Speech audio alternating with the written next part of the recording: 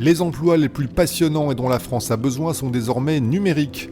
C'est le credo de 42, la grande école informatique gratuite de Xavier Niel. Nous avons rencontré le directeur général adjoint et cofondateur de cette école, pas comme les autres, qui veut redonner aux élèves la capacité d'innover, y compris dans les domaines du marketing. Nous sommes en train de sortir de l'ère industrielle.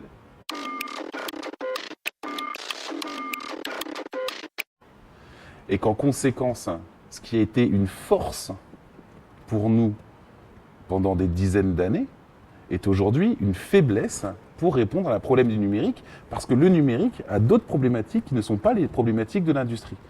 Donc le but du jeu, c'est pas de savoir comment vous allez fabriquer 1 million de Facebook. La problématique, c'est comment est-ce que vous allez inventer le nouveau Facebook. Bon, dans l'innovation, ce qui est important, il y a un axe qui est très important, c'est ce qu'on appelle la pensée disruptive. Savoir penser de manière différente par rapport aux autres, c'est-à-dire face à un problème, émettre des hypothèses, des solutions qui sont différentes de ce qu'on pourrait qualifier un mainstream, une pensée commune. Et en fait, des tests ont été menés sur des classes d'âge où en fait, on faisait des tests de pensée disruptive. C'était un fameux test, par exemple, il y avait un test qui s'appelait le test du trombone, où en fait, on vous dit, si je vous donne un trombone, qu'est-ce que vous êtes capable de faire avec ?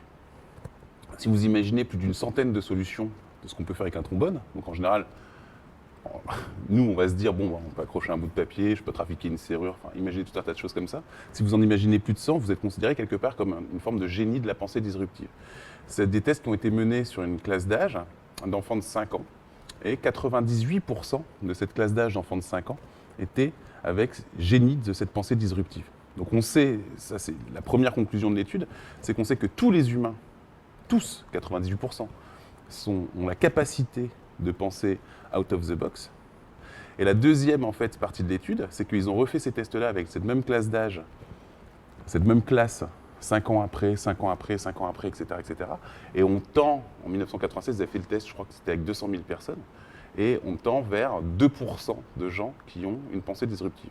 Or, quand on fait un test sur plusieurs milliers de personnes, de cultures différentes, etc., etc., pour se dire pourquoi est-ce qu'on a une chute comme ça de la capacité à la pensée disruptive, il faut regarder ce qu'il y a de commun entre toutes ces personnes. Et la seule chose qu'il y a de commune entre ces personnes, c'est qu'ils sont tous allés à l'école. Comment est-ce qu'on fabrique un verre ? Un verre à vin ou un verre pour boire ? La solution, elle n'est pas très compliquée. Soit vous êtes dans l'enseignement traditionnel et on vous ramène le prof expert dans la fabrication du verre. Ce prof va se mettre dans un amphi de 400 étudiants et va leur expliquer comment est-ce qu'on fabrique un verre. Il va leur dire, un verre, c'est comme ci, comme ça, avec un pied de telle taille, machin, rapport, poids, hauteur, machin, truc bidule, hop, tel type de verre, quantité de plomb à l'intérieur ou pas, etc., etc., cristal, pas cristal. Il va leur expliquer tout ça. À la fin, il va leur donner un examen. Et moi, je vous invite franchement, au moment où vous allez avoir le questionnaire en face de vous, à répondre la même chose que ce que vous a dit le prof en cours. Sinon, vous risquez de prendre une banane. Ces 400 étudiants, vous en mettez un par entreprise du numérique. Chaque patron de ces entreprises, ces 400 entreprises, vont dire « fabrique-moi un verre ». Qu'est-ce que vous allez obtenir ? Vous allez obtenir 400 fois le même verre. Avantage concurrentiel du gamin, 0. Il ne sert à rien.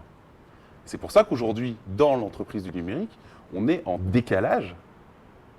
On est en décalage entre ce qu'attendent les patrons et ce que font les gamins. Moi, je suis à peu près persuadé, j'en ai aucune idée, mais que dans 10 ans, ou dans 15 ans, ou peut-être dans 5 ans, ça sera peut-être plus rapide, si vous voulez être directeur marketing d'une marque comme Chanel, vous ne pourrez pas le faire si vous ne savez pas coder.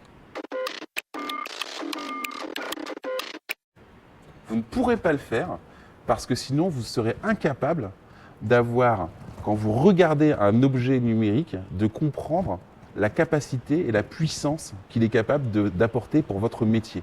Si vous êtes, j'oserais dire, comme une poule face à une centrale nucléaire au moment où vos informaticiens vont vous livrer un puits de données marketing, je ne pense pas que vous soyez un directeur marketing très efficace. Vous avez parmi tous ces étudiants qui vont être assis aux places qui sont derrière nous, tout un tas d'étudiants qui demain vont aller faire du marketing. Mais ils vont aller faire du marketing avec une compétence en plus que le marketeur, entre guillemets, de base, qui a même fait la plus grande école de business du monde, ne pourra pas avoir. C'est vraiment cette pensée différente et divergente, cette pensée divergente qui va leur permettre d'aller loin. Vous voyez, quand on parle du modèle scientifique, où on dit effectivement, on observe un phénomène, on essaye d'en tirer des conclusions, d'en faire un modèle, et de ce modèle, essayer de faire des choses, vous êtes tout à fait dans une vue assez classique de études de marché, regarder où est-ce qu'il y a un trou à l'intérieur, et puis se placer là pour réussir à faire des choses. Donc c'est des choses qui ont existé. Les informaticiens n'ont pas cette manière de voir les choses. Et aujourd'hui, quand vous parlez avec un Romain Nicoli, qui est un des cofondateurs de Criteo, il va vous expliquer que quand ils ont lancé Criteo, ils n'avaient aucune idée de savoir que ça allait devenir ce que c'est devenu aujourd'hui en termes techniques. Je ne parle même pas en termes business, je vous parle juste en termes techniques. Ils ne le savaient pas. C'est des développeurs. On prend un produit, on le lance, il accroche sur le marché, non. Hop, on fait une itération, on fait une deuxième, on fait une troisième.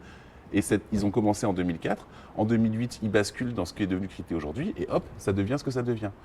Je ne suis pas certain que, en admettant que vous soyez sorti d'école de marketing en 2002 et que 2 ans après, vous lanciez une boîte, il y a des gens qui, aux alentours des années 2000-2002, vous aient expliqué qu'il existe une technique qui consiste à lancer un produit sur le marché, regarder comment le marché répond, tac, tac, tac, tac, tac, et faire des itérations comme ça. Non, vous aviez une vision qui était très étude de marché, clac, clac, clac, clac, un truc assez classique avec des modèles assez classiques. Donc on voit bien que ces développeurs-là ont pris leurs compétences de codeurs, parce que ça fait partie justement de cette pensée procédurale, où ils ont pris des choses, et puis ils font des itérations, ils font des choses, etc., etc., puisque c'est effectivement comme ça qu'entre autres on fonctionne.